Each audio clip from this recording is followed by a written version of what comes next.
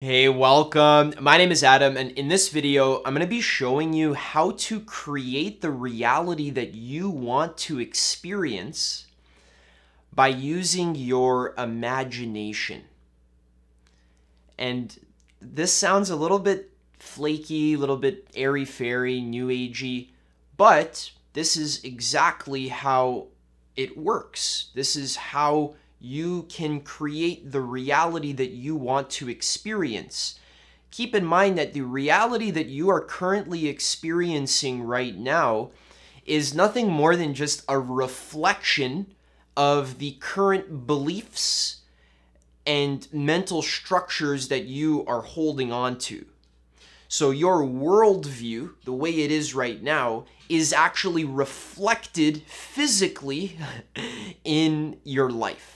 So if you want a physical representation of the beliefs that you're currently holding, just look around you right now. Look at your world. Look at your bank account. Look at the state of your relationship. Look at your physical health. Look at your spiritual development. Look at the emotions that you're experiencing on a moment-to-moment basis. All of your physical life is just a reflection of your internal life, of your mental belief systems. So in this video, really what we're going to be talking about is how to get a physical shift in the state of your actual reality by making an internal mental shift in your mind.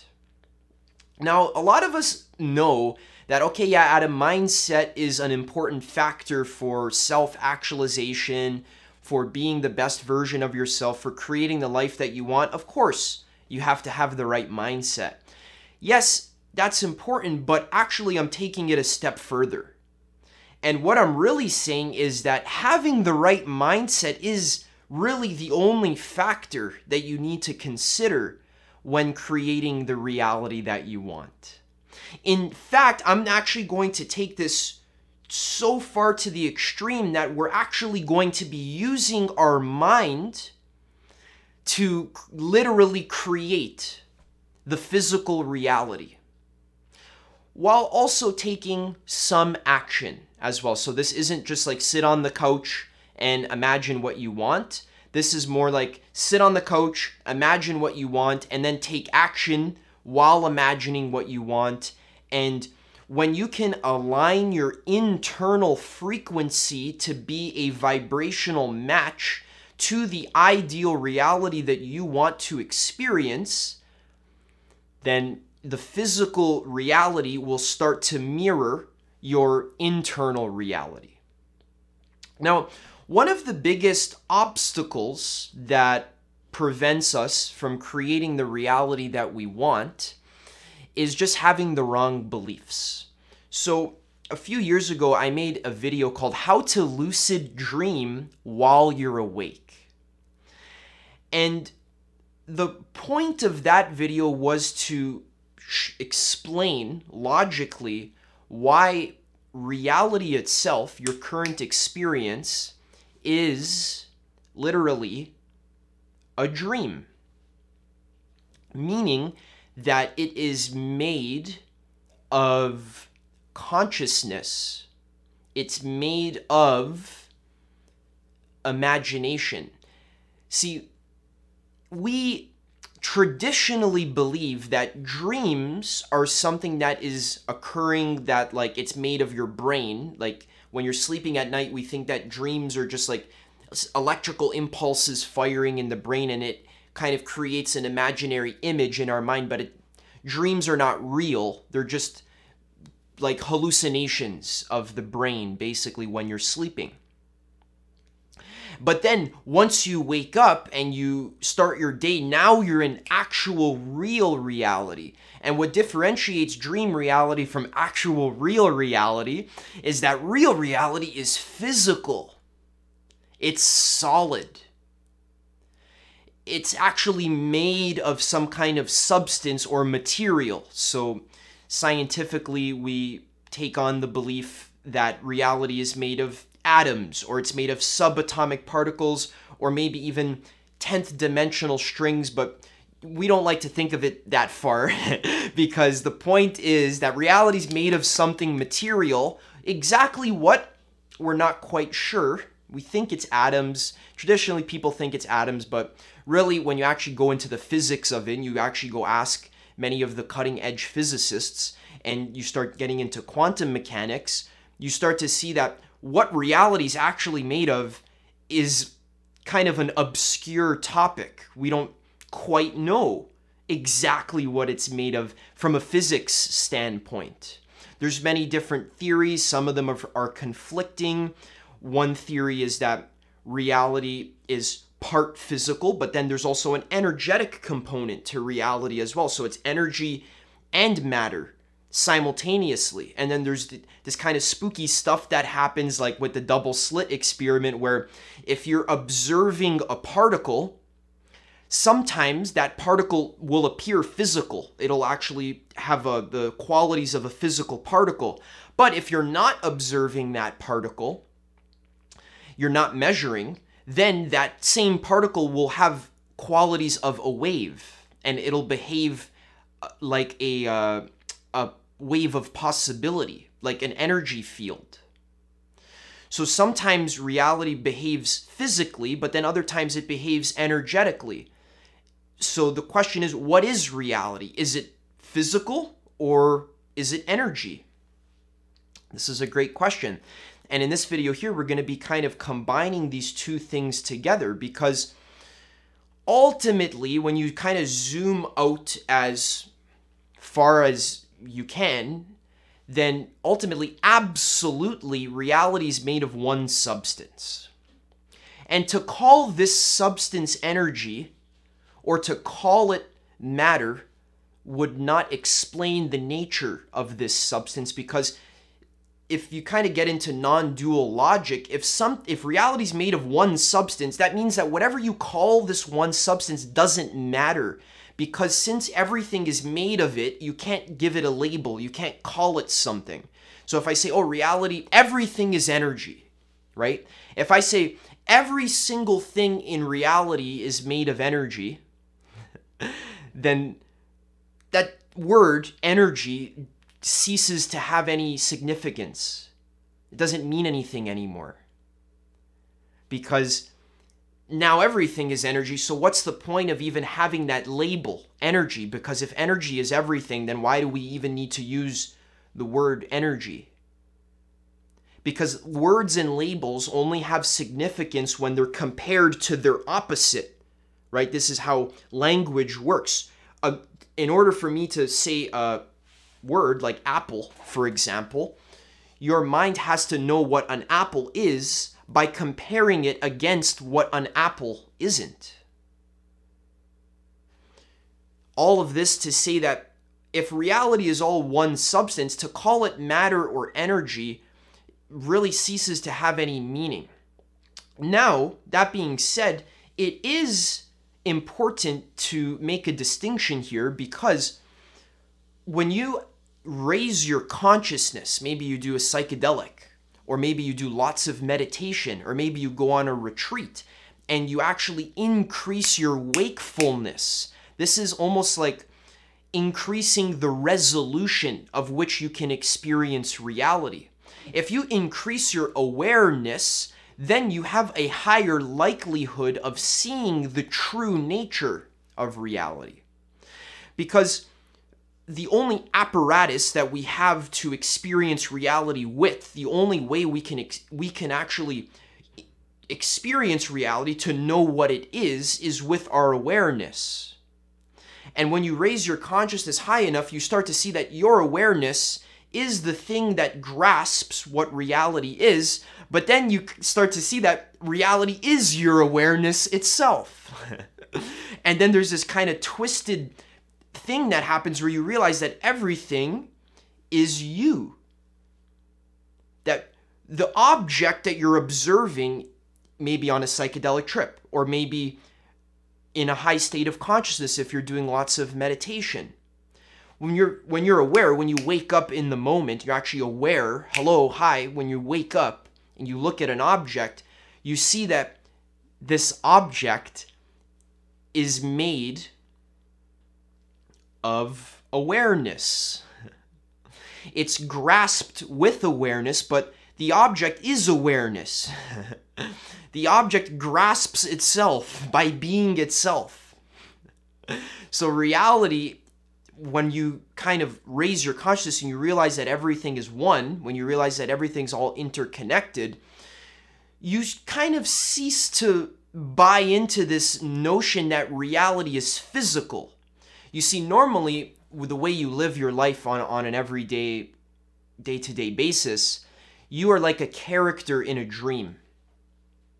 And you wake up and there's this story that's going on. It's like you're a character in a dream or a character on a movie set where you're not really self-reflecting and thinking about what the nature of reality is, because you've already absorbed all of these beliefs and ideas from your culture. So you already have all these ideas that you learned when you were very young.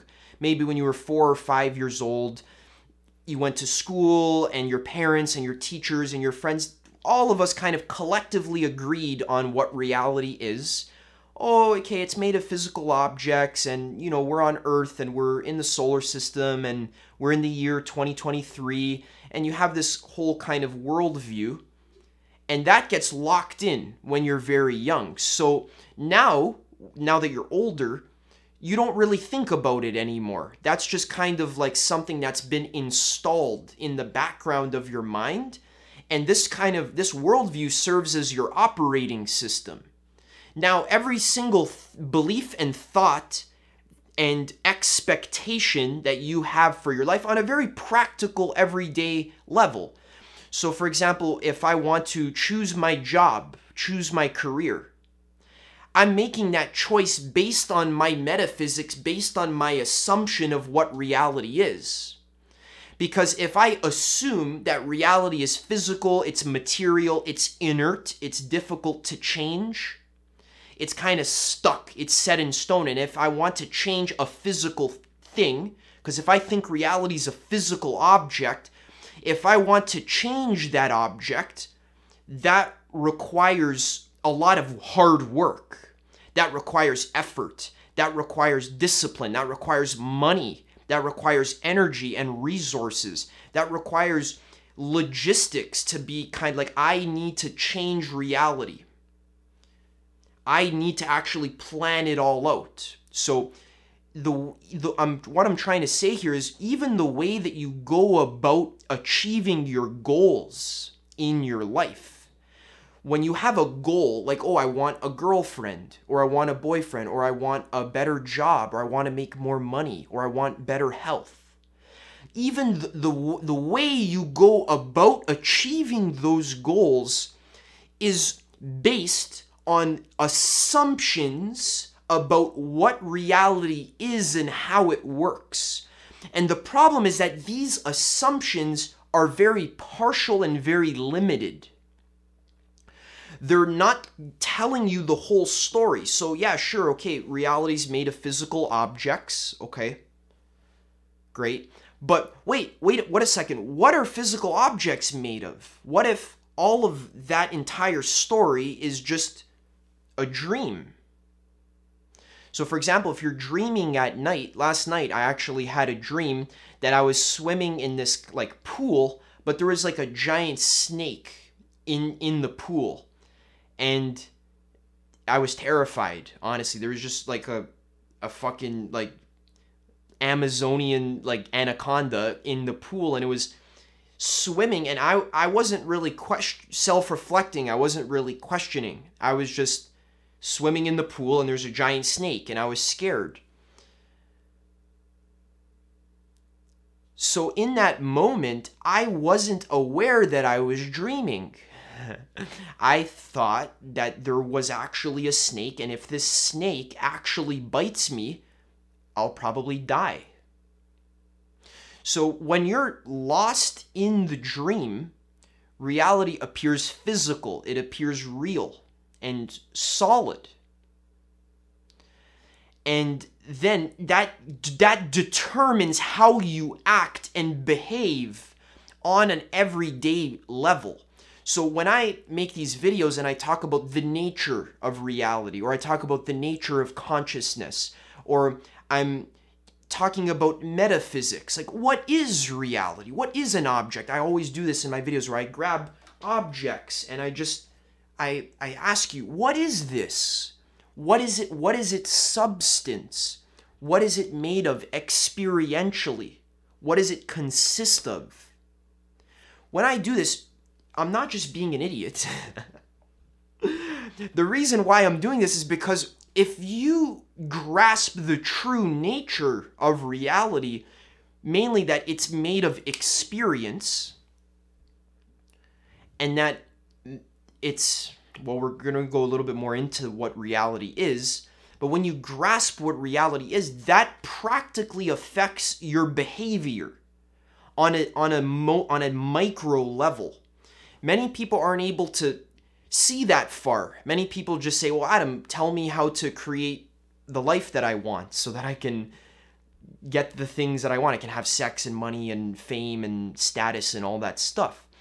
But okay, if you don't care about what reality is, the nature of reality, and you're not open-minded, if you're going to just buy in to whatever you've been taught when you're maybe 5 or 6 years old, whatever the prevailing paradigm is, unfortunately, it's going to be very difficult for you to create the reality that you want, because the prevailing paradigm, not only just about what reality is, but then there's beliefs that are stacked on top of that, right? So you have your core worldview, which is your operating system, but then you have all these applications that have been installed onto your operating system, and a lot of those are completely wrong too.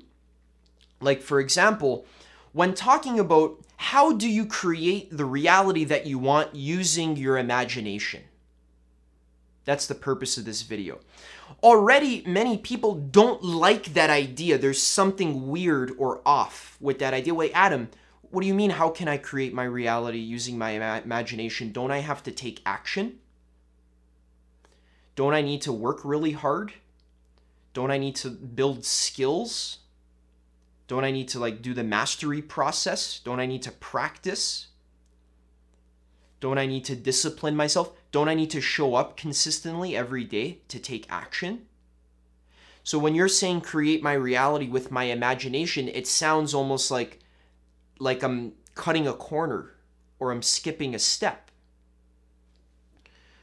Well, yeah, of course it seems that way when the operating system is the assumption that reality is a physical thing and that my thought energy can't literally create a physical thing, right? Because when people say that mindset is important, they just say, oh, my mindset's important because then that dictates my actions, and then my actions, that's really what creates reality. My thoughts don't create reality. My thoughts just kind of help me take the right actions, because action is really what creates reality, because reality is physical. And if I want to create something, I need to actually build it with my hands.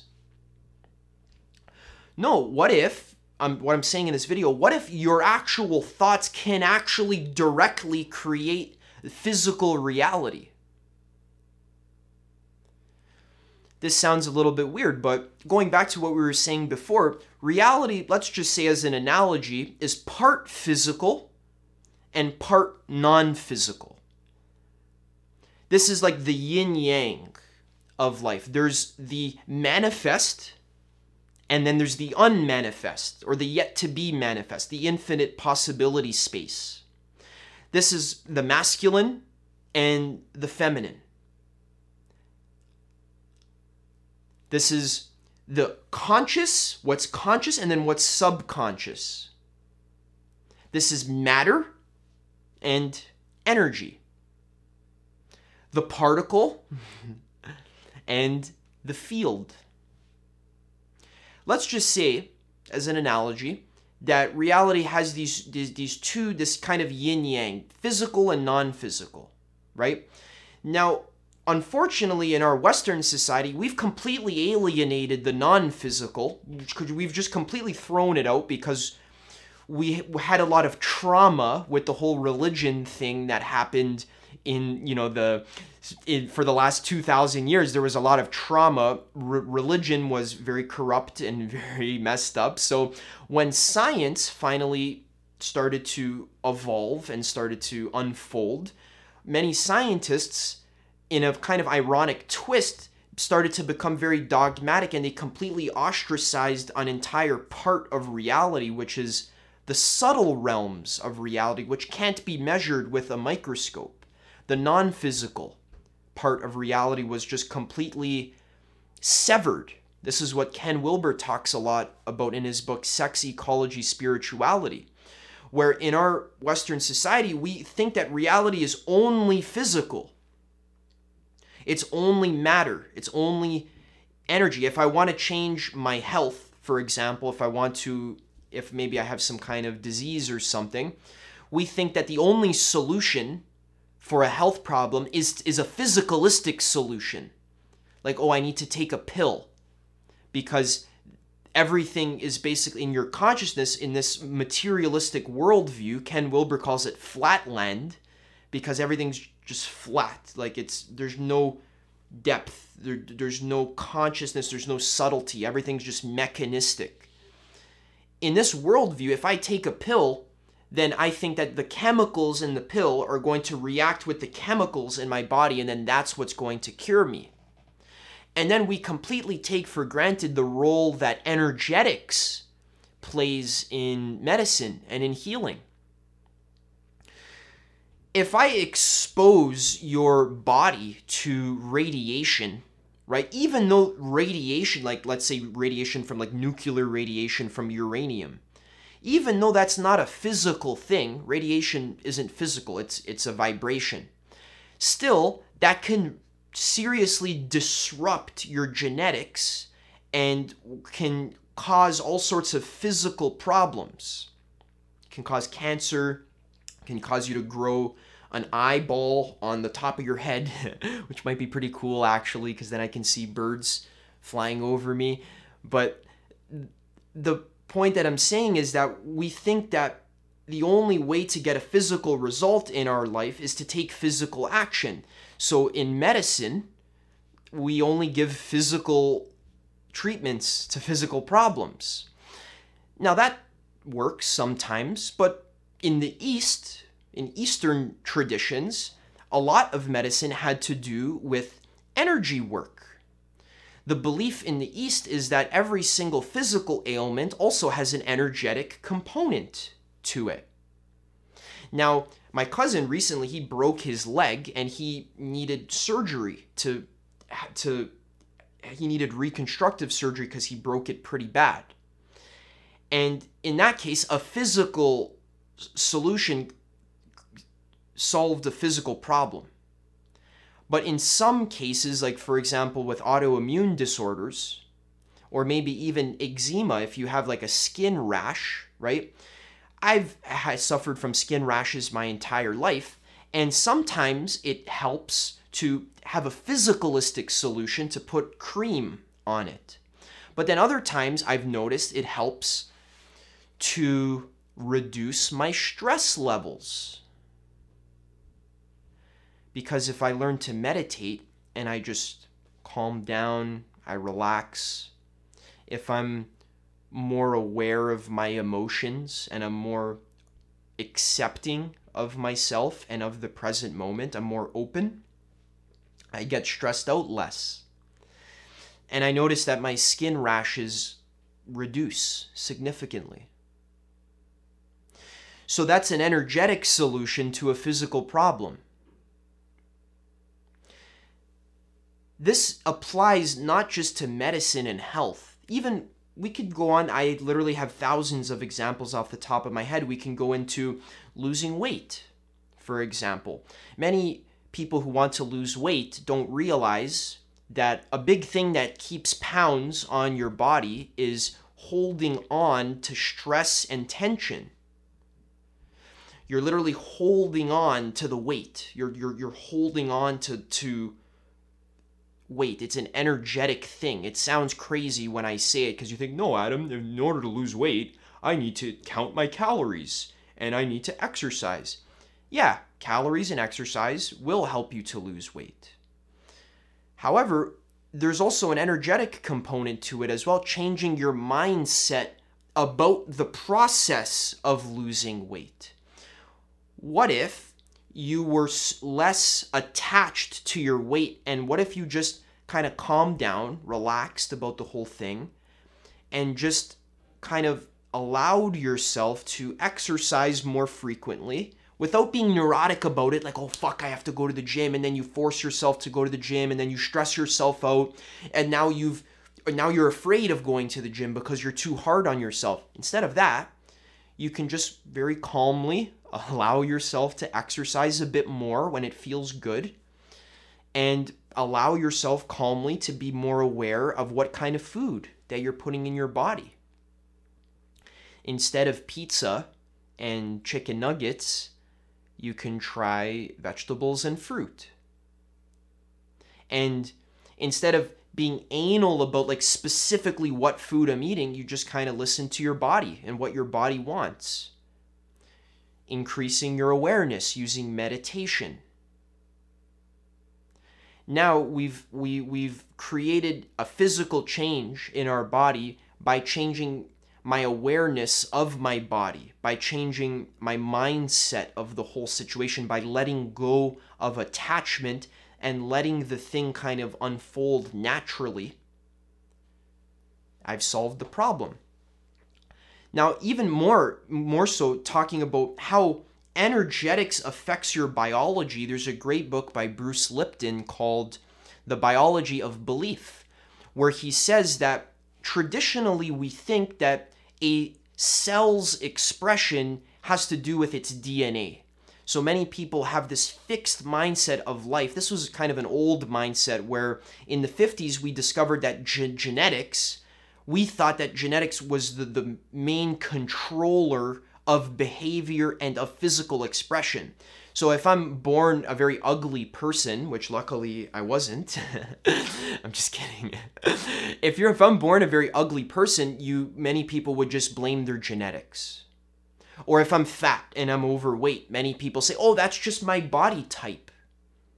That's just how I am. I'm just my genetics, luck of the draw, I was dealt a bad hand, now I'm just fat. And it just has to do with my parents. My dad was fat and my dad's dad was fat, so this is a fixed mindset. This is like, I can't change reality because reality is just kind of set in stone. It's all baked into my genetics. And, if I want to change, I can, but I have to work and fight and claw really, really hard. I got to discipline myself. Some people out there are the lucky people who are just born with naturally skinny bodies. They have it easy. But me, I have to fight. Now, yes, there are different body types for sure. Some people's bodies hold weight more than others, but I also believe that every single person can maintain a very healthy body weight and also increase the way they look so that they look beautiful based on their energy. So that's another thing. Another example, many women think that, oh, for me to look beautiful, I need a physicalistic solution.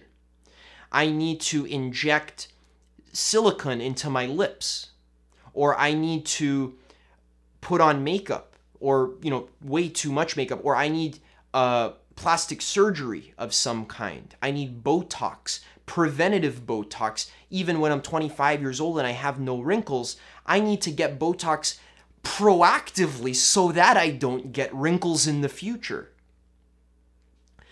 See, this behavior, first of all, is not very good for your body. And second of all, is stemming from the wrong understanding of what creates beauty in your body. If you want to be beautiful, it actually comes from within. And this is not a platitude, this is the truth. Your energy, when you are feeling really good and you're really taking care of your soul, and you're living in harmony with yourself, your skin starts to shine. Your hair starts to grow longer. the way you smile changes. Your face actually becomes more symmetrical. You can change the way your cells express themselves by changing the thought energy that you're putting out into the universe. And Bruce Lipton proves this in his book, where he goes to show that no, the DNA is only a instruction manual. It's like a set of blueprints that dictate how the cell could possibly express itself. So the DNA is like the possibility space. It holds an infinite amount of, or a practically infinite amount of possibilities for how the cell could potentially express its traits.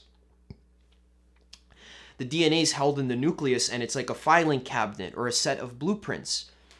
But what Bruce Lipton discovered scientifically was that the main determinant of what affects a cell, because the DNA the nucleus isn't actually the brain of the cell. We've been taught that the nucleus is the brain of the cell. It's not. If a nucleus is removed from a cell, that cell can continue living for days. And the only time that cell will die is when part of its body is wrecked, or it can no longer replace itself. So it can't regenerate anymore because the instruction manual has been removed, so it doesn't know how to replace itself. But the cell continues living even if the nucleus isn't in there. So if the nucleus isn't the brain of the cell, then where's the brain? Long story short, I can't go into the science of this because this is going to be like a 9-hour video, but Bruce Lipton discovered that the brain of the cell is actually the membrane of the cell, the skin. That's where the cell interacts with its external environment, and based on the information that the cell receives from its external environment through its sense organ of its membrane, that is what dictates how the cell expresses itself. So, for example, if I'm living in a war zone, maybe I live in a terror, like right now in Ukraine, for example. If I lived in Ukraine and I was living in a war zone, my physiology would actually morph and shift to reflect that environment that I'm living in. I would definitely have a lot more tension in my body. I'd be more afraid all the time. You would see, we can't do this experiment because I don't want to move to Ukraine right now. Probably, sending blessings for everyone that's there.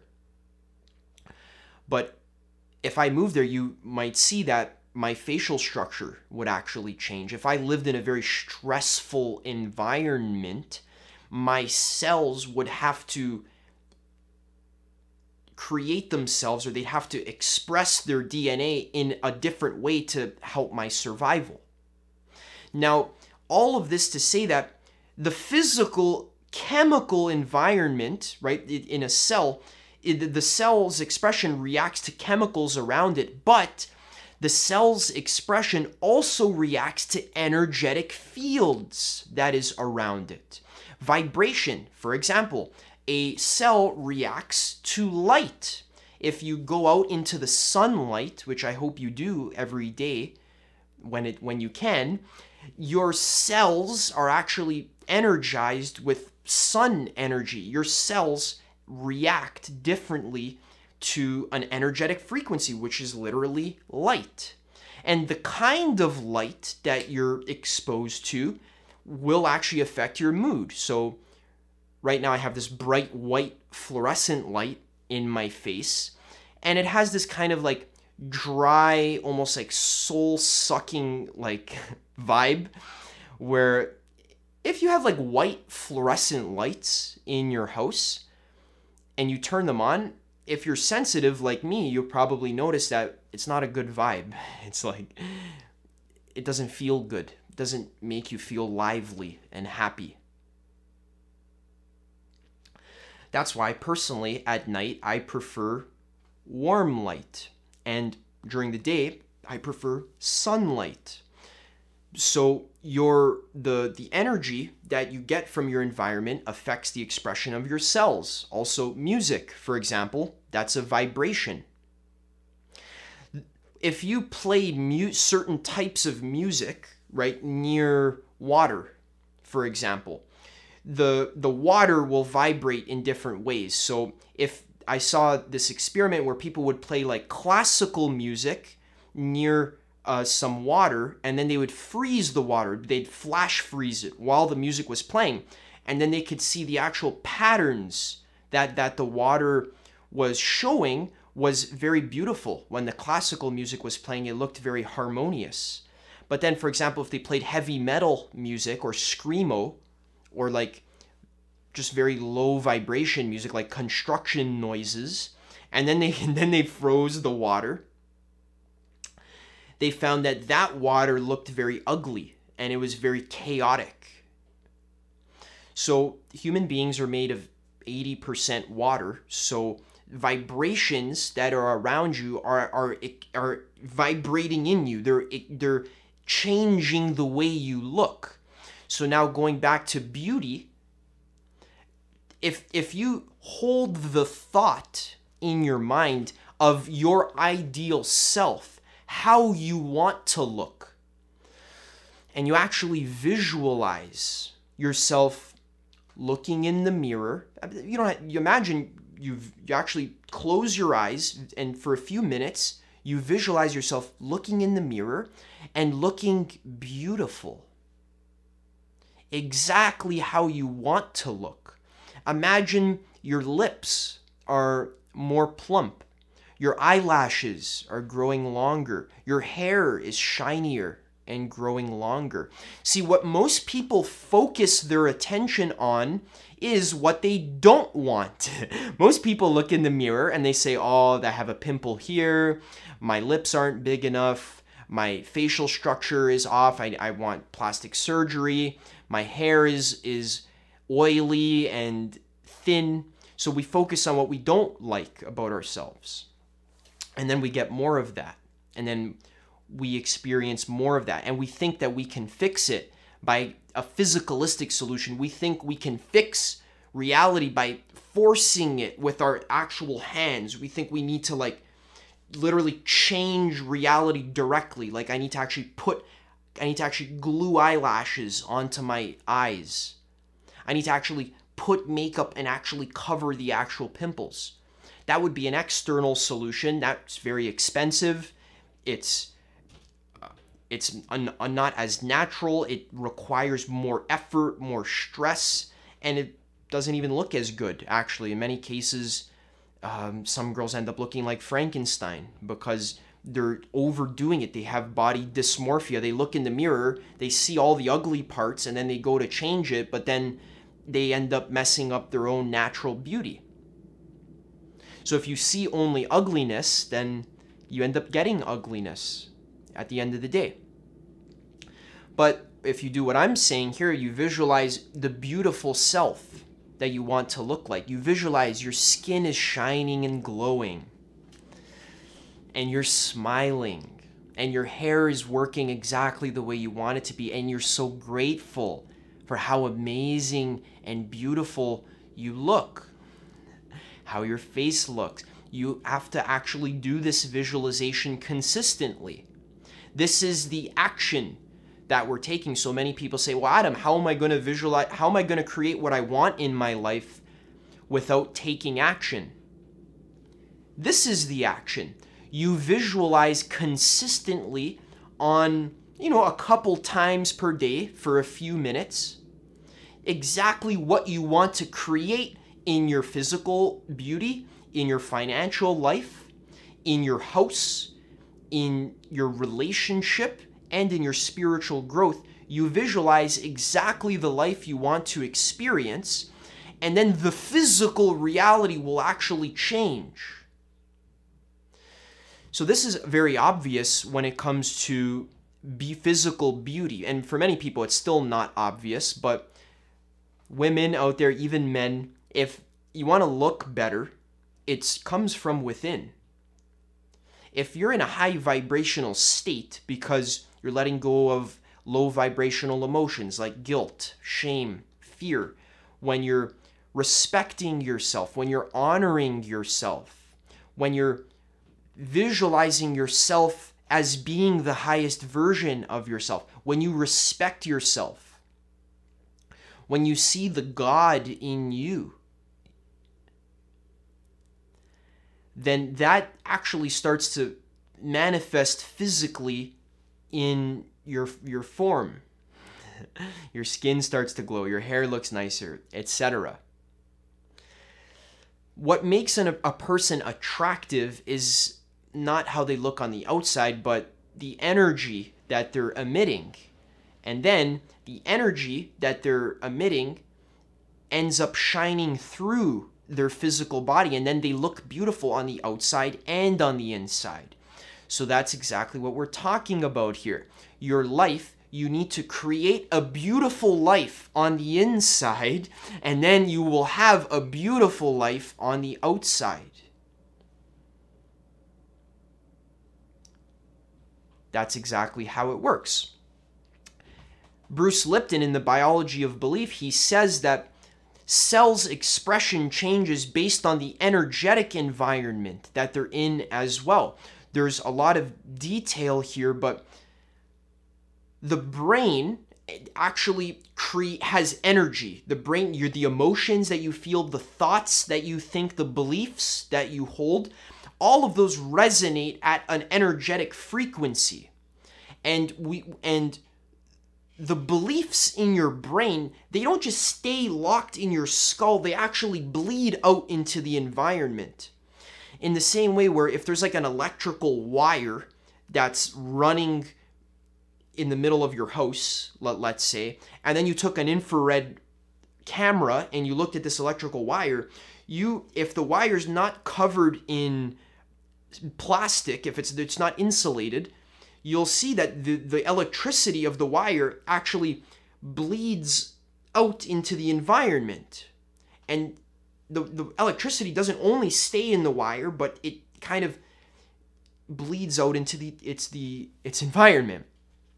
So in the same way, your brain and your beliefs and your thoughts and your emotions, that actually creates an energetic environment in which your biological cells are living in. So when I said, I wouldn't want to move to Ukraine, that's a war zone, that would negatively affect the expression of my cells. I would look different, I'd be more stressed, it would be very difficult for me to work, right? Because I'm not calm, I'm not safe. Right now I'm in my house, I'm calm and safe. If I lived in Ukraine, right now, I might not be able to make these videos, so that would affect my financial life, that would affect my business, that would affect my relationships, and my whole life would be negatively impacted by my physical environment. Okay, to take that one step further, your brain and your beliefs create an energetic environment.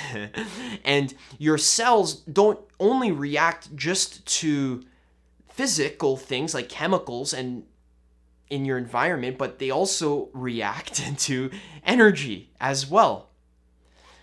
So if I'm holding a belief that reality is a stressful place to live, my life is scary and stressful, making money is hard, my girlfriend is a bitch, my parents suck, I suck, I'm not good enough, I'm ugly, I have no money, inflation, the economy's terrible, the world is going to shit, we're running out of energy. These negative thoughts, that creates an energetic environment that actually affects the expression of your cells. So your imagination creates reality. That's kind of interesting, don't you think? Also, in physics as well, remember we were talking about the physical and the non-physical, the manifest and the unmanifest. This is literally what quantum physics has proven, that reality is sometimes physical in a material form, keeping in mind that at the end of the day, everything's a dream anyways, so absolutely reality is just made of God's imagination. But within God's imagination, we could imagine that there's partly a physical component to it, and then a non-physical component or unmanifest. This is what Vadim Zeland calls the alternatives space, which is like a space of infinite possibility. What if, instead of just trying to create reality by only using the physical realm, this would be like taking medicine to solve your physical ailment, which works sometimes. Sometimes we need to take physical action in the physical world to change the physical environment. Okay. But also what many people don't take advantage of, which is the most powerful way to create reality easily, effortlessly, and in a more harmonious way with God, you can get the universal power to work on your team, is to create reality directly from the unmanifest. To manifest, what does that mean? Manifestation. It means we're creating something that existed in a state of possibility, and we're bringing it into our current life experience physically, to experience it tangibly. How do you do that? The way you manifest is by aligning your internal frequency, the beliefs in your brain, the thoughts, you need to actually live in the life experience that you want, first in imagination, and practice it repetitively. So you need to do this visualization of your ideal life scenario. You need to do this consistently. You can't just do it once. Because if something happens once, do you consider it real? Or if something has never happened, do you consider it real? For example, let's say you're walking down the road and all of a sudden, out of nowhere, appears a ghostly figure to your left. An apparition appears. You look at it, it's an apparition, it's like this ghostly figure. Maybe it looks like the Mother Mary, the Virgin Mary. I'm thinking of the story of Our Lady of Guadalupe, which is very cool. If you don't know the story of Our Lady of Guadalupe, Google it, it's really cool. It's basically a story of how an apparition, physical form of Mother Mary appeared to someone. Imagine that happened to you while you're walking down the street. And then the second you look at her, she kind of dissolves and disappears. Now, you'd probably trip out for a bit. You'd be like, what the heck was that? And then maybe you'd tell your friends. Maybe they wouldn't believe you. But then maybe you just keep walking, keep living your life. The next day, you'd forget about it. Maybe a week, you'd forget about it. 5 years from now, you would definitely forget about it because it only happened once. If something only happens once, it's not really considered part of your reality. Now, another insight that my friend told me about is that for something to be considered real, it needs to, what reality is, basically it's a vibration, right? Being is vibration. This was a big insight that I had on magic mushrooms one time. What it means to be is to be in vibration. Reality is movement, right? Reality exists because things exist because they're in motion, they're moving. All particles are in movement. If something ceases movement, that means it ceases existence. Okay? Movement, what is movement? It's vibration, right? Literally, it's rising and falling. Movement, right? Ebb and flow. What is a vibration? A vibration has a couple of properties. One of the properties is the frequency of the vibration. Frequency means how frequently is it rising and falling. Okay? If you experience something frequently, it is that much closer to becoming your reality because it's being created as a wave in your reality. If you experience something frequently, then you're experiencing its frequency. Second quality of vibrations is the quality of amplitude. As well, so there's frequency and there's amplitude. Amplitude means the height of the wave. So there's the frequency of the wave, but then there's also the height of the wave. How high does it rise and how low does it trough? If something is real, it needs to have some kind of amplitude, which means that it's actually experienced in your experience. So it means it needs to be intense. That's what amplitude is. Amplitude is the intensity of the experience.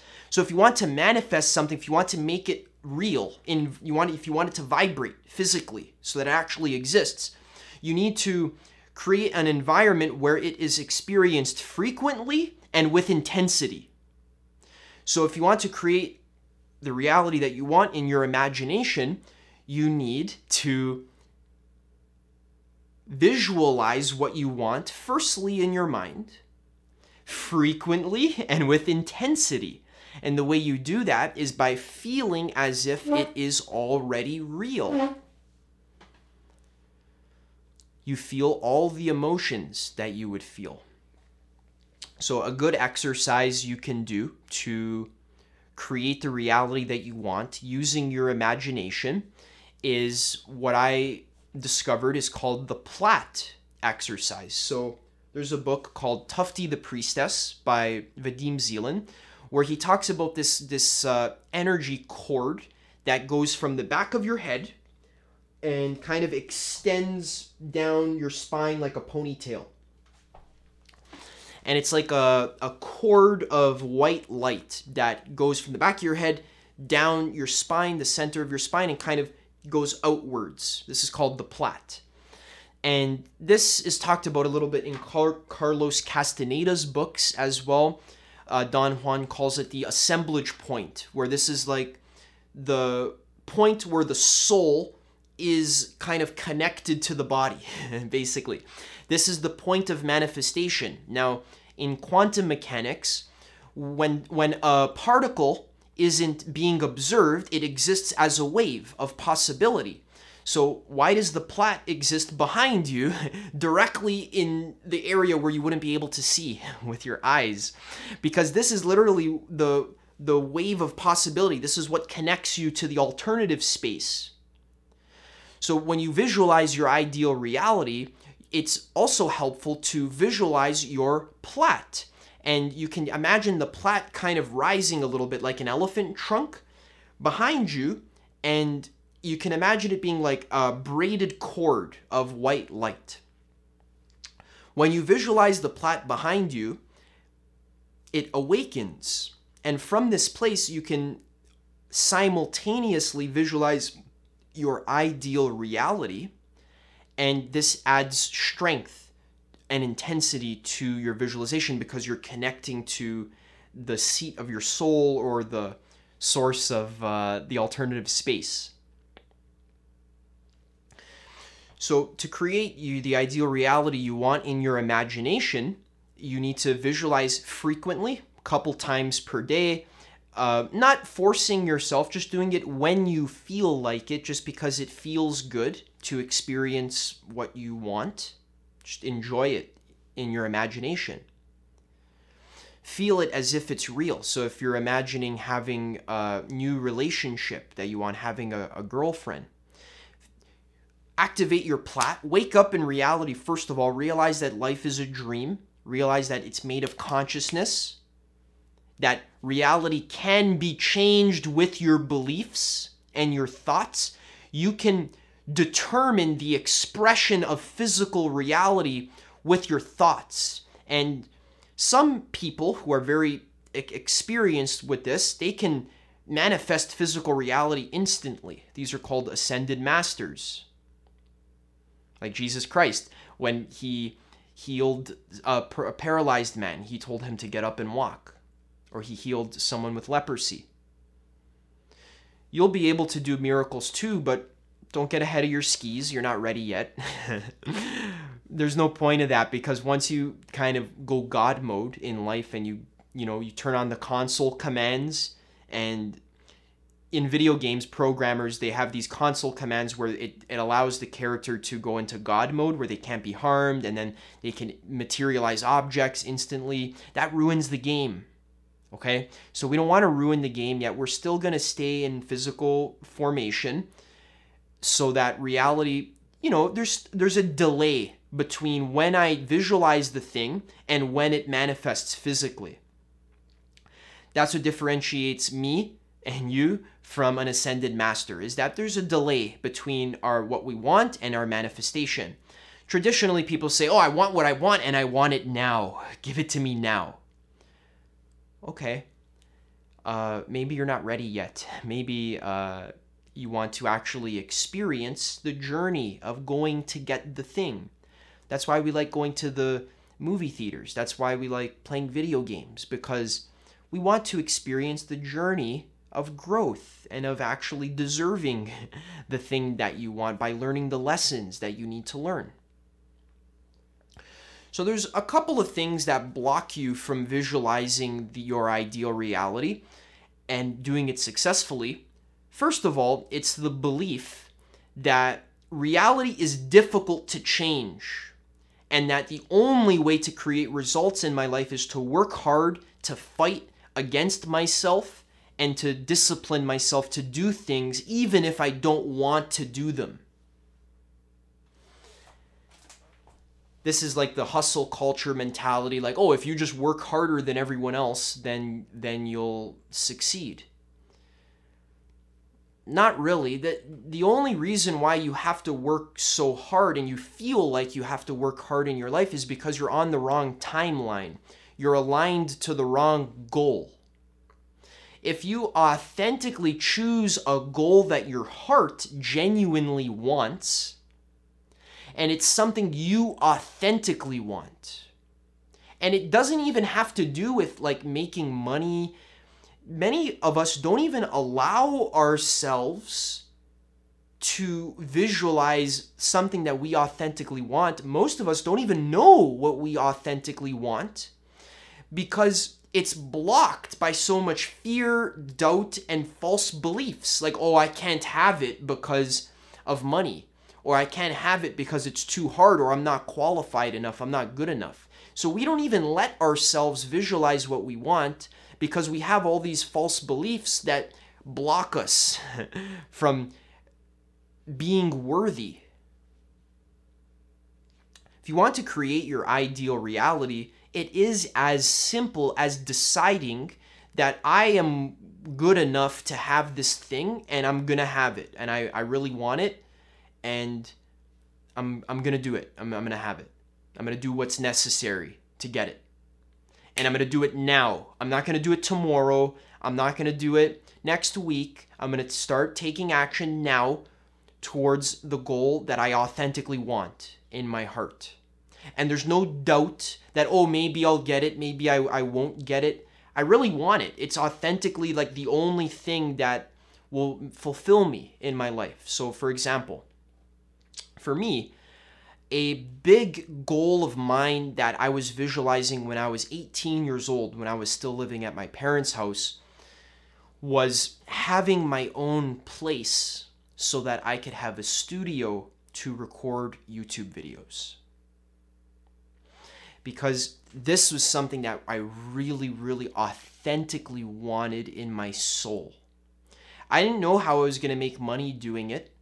I didn't really think my parents they didn't support me because they thought that I should continue living at home and save up money. But I was like, no, I want my own place like soon because I want to make YouTube videos. I want to have my own studio. I deserve that. And financially, I wasn't sure how I was going to afford that.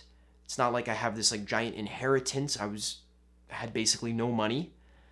And I had no education either in school or university. All I had was books and passion, the authentic desire to have something. So what I did was I visualized for maybe a few weeks where I just visualized how amazing it feels to have my own place where I can set up my camera, my light, my microphone, and record videos talking about whatever I want because nobody's around listening to me.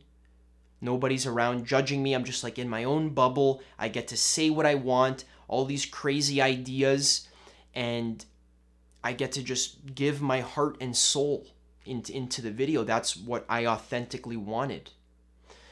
So I visualized that and I felt it as if it's real. It wasn't real yet, but I visualized it as if it was real. And I kept visualizing it every morning and every night.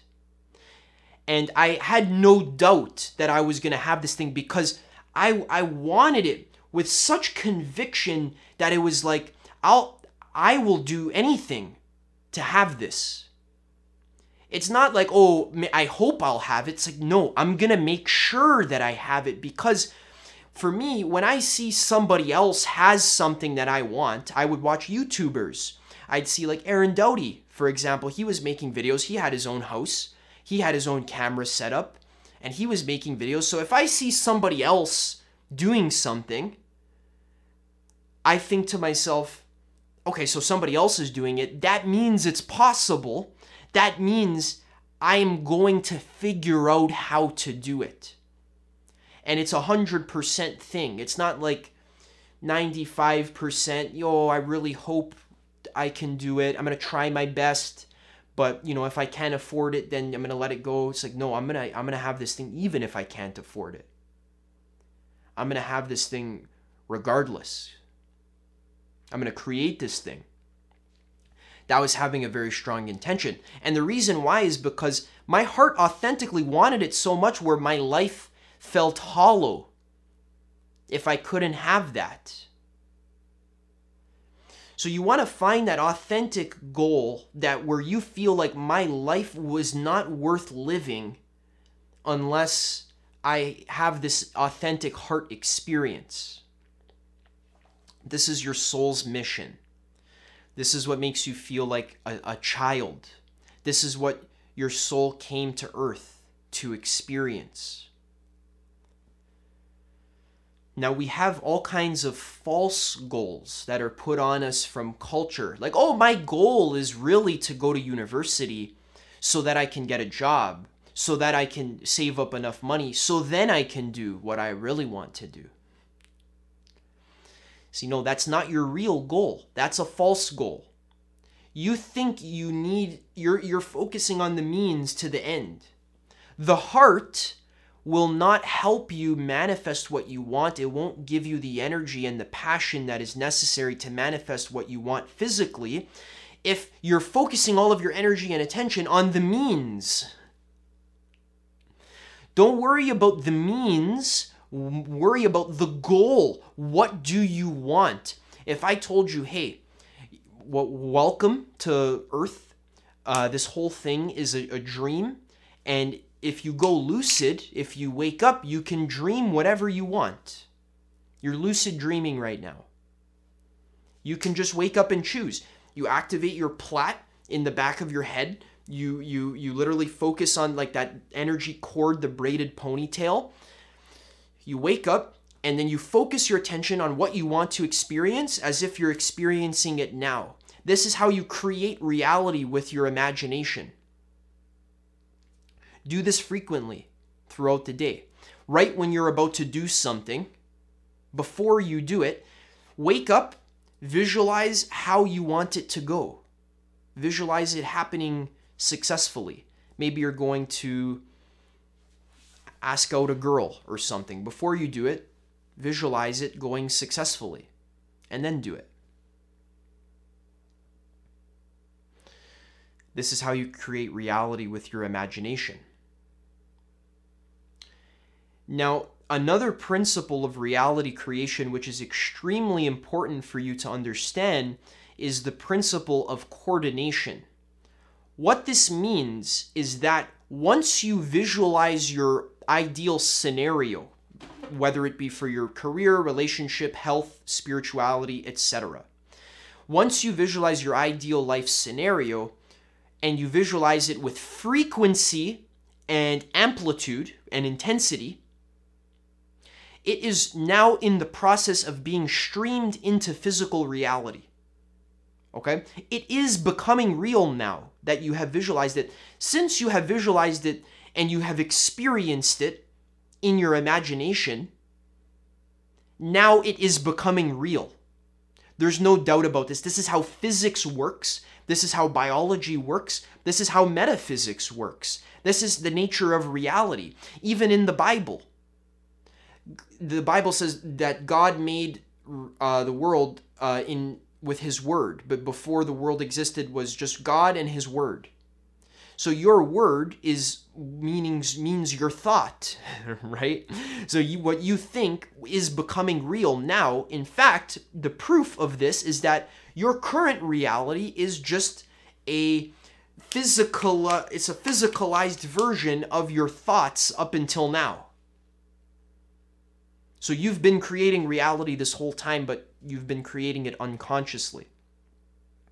So if you want to create reality consciously, you visualize what you want, and then you observe the principle of coordination, which is, since reality will respond to your visualization undoubtedly with 100% accuracy, but reality will always give you what you want or something better with a delay.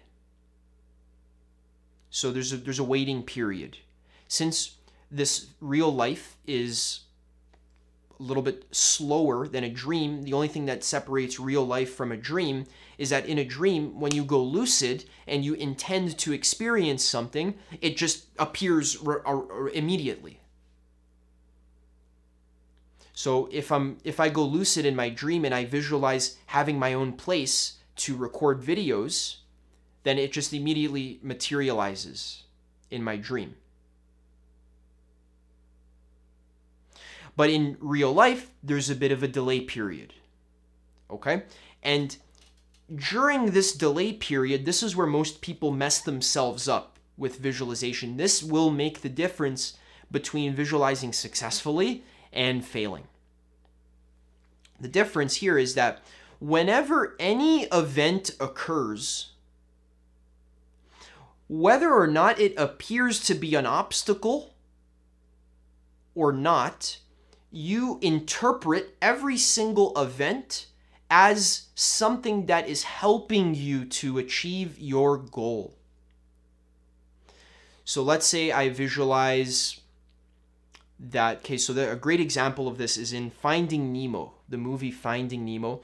Marlin loses his son, and his son, is a fish, and he's caught by a fisherman or a scientist, and he's like taken away on a boat.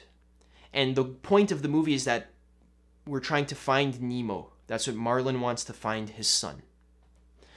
Now, the problem here is that Marlin doesn't know how to find his son, but he just knows beyond a shred of a doubt that he's going to find his son because he's a dad and he lost his only son. So his whole life, he knows for a fact his heart and his mind have come into union. They've both agreed that 100% we're going to find our son. But I don't know how. So this is the same for you with your goal. You want something 100% for sure without a doubt, but I don't know how I'm going to get it. That's okay. Normally, you don't have to know how to get something. All you need to know is the first step. So after Marlin loses Nemo, he doesn't know where to do, what to go. He's a fish. He doesn't know where his son. He just got abducted by aliens, and he's like, taken away, and he doesn't know what to do. So the only thing Marlin knows what to do is just to kind of run around or swim around and just say, "Hey, I need help. Can you help me find my son? Can you help me find my son?" So he doesn't know what to do, but he just takes the first step, which is just to swim around frantically and ask people for help. Then he magically, mysteriously runs into Dory. And in the beginning, Dory appears to be an obstacle. Dory has short-term memory loss, and Dory's like, "Hey, Marlin, I'll help you find your son." And then 3 seconds later, she's like, "Oh, la, la, la, like, what's going on?" So Marlin thinks that Dory is an obstacle. But the point of the movie that Marlin doesn't realize yet is that on his journey to find Nemo, all of the obstacles somehow help him achieve his goal. So they go through all this BS together. The whole time they're holding in their mind their goal. They don't know how they're going to get Nemo, but the whole time they're holding in their mind the goal. P. Sherman, 42 Wallaby Way, Sydney. That's what Dory keeps saying over and over again. Dory literally represents the subconscious mind. Dory forgets everything, but the only thing she remembers is the thing that is kind of held in her mind repeatedly. P. Sherman, 42 Wallaby Way, Sydney. That's their destination. That's where they need to go, but they don't know how to get there because they're fish. Fish don't know how to find addresses in the human world. So, at one point in the movie, they're lost in open sea. They have no clue where to go. And in the distance, they see a very small fish, and Dory says, hey, let's ask this guy for directions. And Marlin's like, no, don't ask strange fish for directions. But she's like, don't worry. And it turns out that it's actually a whale.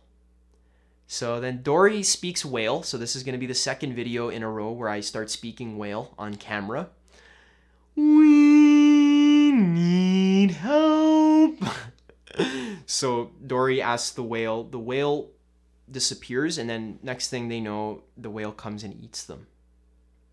And Marlin, the main character, is having a panic attack because they're trying to find his son, but now they're in the belly of a whale.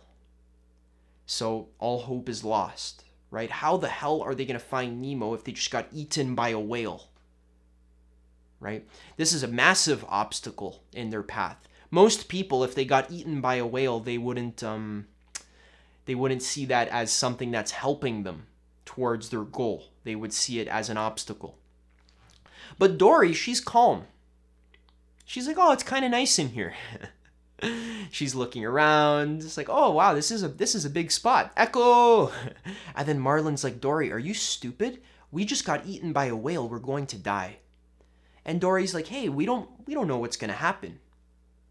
And then something happens where Dory talks to the whale, and then the whale says, hey, it's time for you to go. Let's swim to the back of my throat.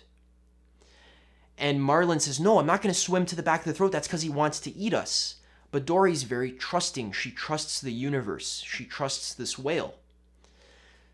So she says, no, I trust the whale. He says he's going to help us. So let's swim to the back of the throat.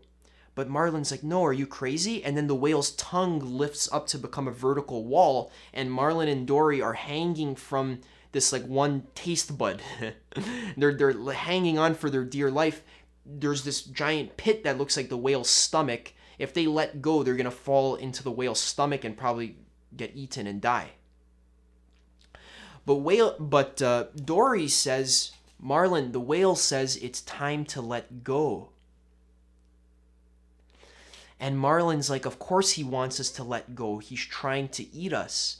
But Dory's like, no, he says it'll be okay. And Marlin says, how do you know something bad isn't going to happen? How do you know it's going to be okay?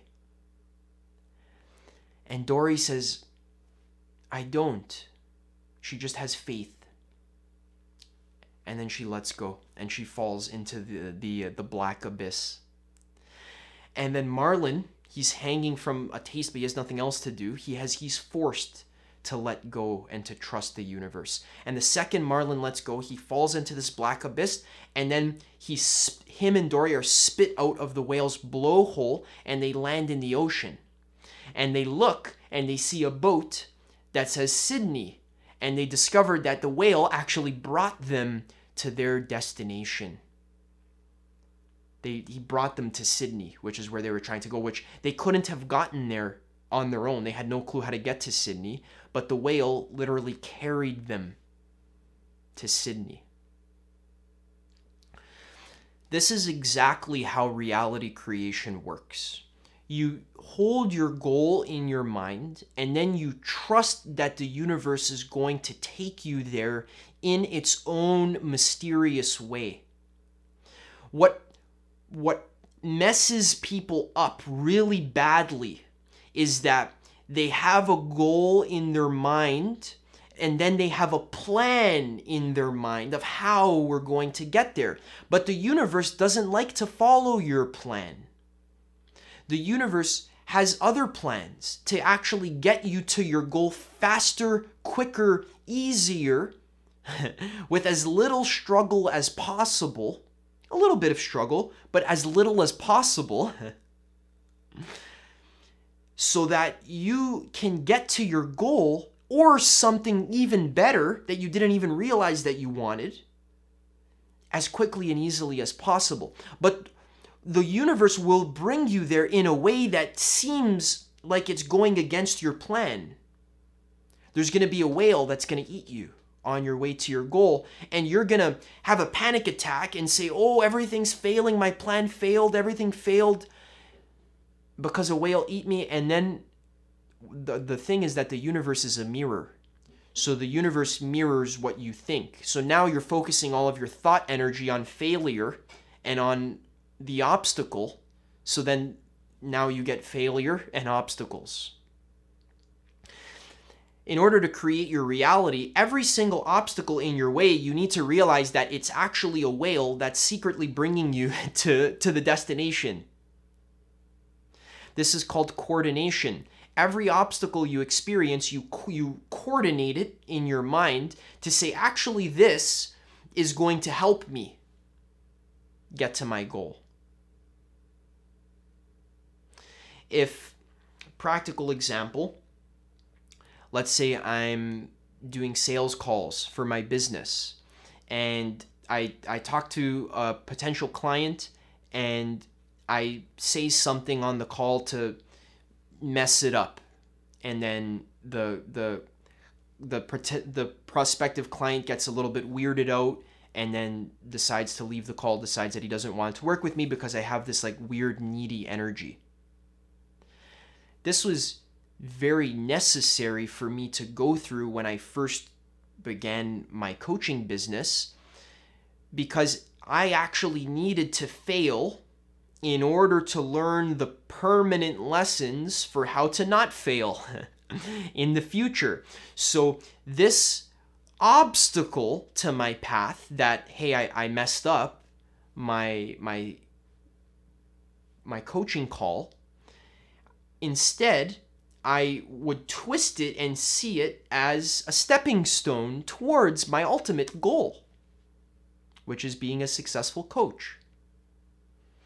So every time I failed, I wouldn't get down on myself and say, oh, I failed. Oh, now I'm just going to go drink a bunch of alcohol and forget about my whole business because I'm a failure. Because then I would be a failure if I did that, because what I focus on manifests in reality. Instead, what I do is say, oh, I failed, but that's okay because secretly that's a success. And I don't know how it's a success yet. I don't know how this is going to help me in the future. But like Dory in the belly of the whale, I trust that somehow this is going to help me in the future. But I'm not smart enough to see how, because the universe is infinitely mysterious. And it would be very arrogant of me to think that the universe follows my exact plan. So once you visualize your ideal scenario frequently and with intensity, and by intensity, I don't mean attachment, I just mean feeling as if it's actually real, with emotion, frequently and with emotion, then your physical reality is going to start to change. Things are going to start to happen. Maybe you have an argument with your loved ones. Maybe your business fails. Maybe something terrible happens, like let's say your business fails, but then you don't realize that the reason why your business failed was because the universe was actually helping to create some room for a better business opportunity to enter. And this was actually more in alignment with that thing that you're visualizing. So on the surface, it looks like a failure, but if you zoom out and you trust the whale, which is the universe, trust the universe that it's going to bring you to your goal, but you won't know how. On the surface, it's going to seem like everything is falling apart. But once you look back, you're going to say, oh, I actually needed to go through that failure because now I'm successful, but I couldn't have been successful without that failure. That's coordination. So anytime anything happens, you say, oh, this is going to bring me to my goal. And you just kind of affirm to yourself that the universe looks out for me and that the universe is on my team and is helping me manifest what I want. You want to be like Dory. You want to have radical trust in what in the universe, and you want to hold in your mind your vision. That's why she keeps repeating P. Sherman 42 Wallaby Way, Sydney over and over again. Hold your vision in mind and trust that whatever happens, you're gonna be brought there. That's how you create your reality using your imagination. And hey, don't take my word for this. Like, you don't have to trust me. Try it out. Try it out. Now, a question might say, well, Adam, how long is it going to take? Who knows? I don't know how long it's going to take. It might take a day. It might take 2 days. It might take a year. For me, for example, when I was manifesting moving out and living on my own and having my own recording studio, within maybe 3 or 4 weeks, a friend of mine just randomly reached out to me and said, hey, I'm moving to Costa Rica and I have a place that I need someone to sublet. Were you able to sublet it for me? And I was like, yeah, I'm down. And then I moved out of my parents' house within a few weeks. But I didn't know how I was going to. I just knew that I was going to. And I did. And I didn't expect that it was going to work out in that way. But that was the best way that it could have possibly worked out, actually. So everything that happens, even if it seems like an obstacle on the surface, if you stop fighting with every single obstacle and you actually accept them and embrace them and are almost excited to experience obstacles because now you can coordinate it to actually be in alignment with your goal. Every single time you experience an obstacle, you're training your mind to focus on your goal instead of focusing on not achieving your goal, instead of focusing on failure. Because in your reality, you get what you focus on. So this is like a tool to harness your focus to always focus on the optimal scenario. If you experience an obstacle and you interpret it as a failure, it will be a failure. But if you interpret it as a success, it will be a success. It's your choice. You're the creator of your reality. You create reality with your interpretation, with your energy. Your thought energy creates reality. You're literally making the unmanifest manifest. So when something happens, we're still in the possibility space. We don't know if this obstacle is going to be a setback or if it's actually going to somehow knock you into your ideal reality. We don't know what's going to happen. It's still in the possibility space. It's like Schrodinger's cat. The cat is half alive and half dead. It's in this like superimposed state where it's both alive and dead at the same time. So what we train ourselves to do is instead of focusing on the failure aspect, which is what we normally do, and we materialize failure, instead focus on the success aspect, and then we materialize success. The wave, right, of possibility becomes a particle, and you choose which particle it becomes based on which one you observe, based on which one you focus on. That's how reality gets created. It's amazing stuff. Like this is verified by physics, this is verified by biology, this is verified by spirituality, metaphysics. This is how reality gets created. This is how it works. So it's pretty amazing. So just recap. I've recapped a million times in this video, but remember, repetition is actually a big part of creating reality. If you want to create your reality, it's just good to just brainwash yourself with the correct way to think about it. because whichever way you think about it will become real. It doesn't even really matter if like what I'm saying is factually true, because if you think about it enough and you believe it hard enough, it will become factually true. Because whatever you experience frequently and with intense emotions, that is what gets created into your reality. And then it becomes a fact. So many people will say, Adam, you're saying you don't have to work hard and fight to create the reality you want. But that's not true, because in my experience, I have to work hard and fight to create my reality. Yeah, of course you do, because that's what you've manifested. But you could have just as easily manifested the version of reality where you don't have to work hard and fight, where you just kind of chill out, relax, and play, and do work once in a while, just to kind of make things move smoothly.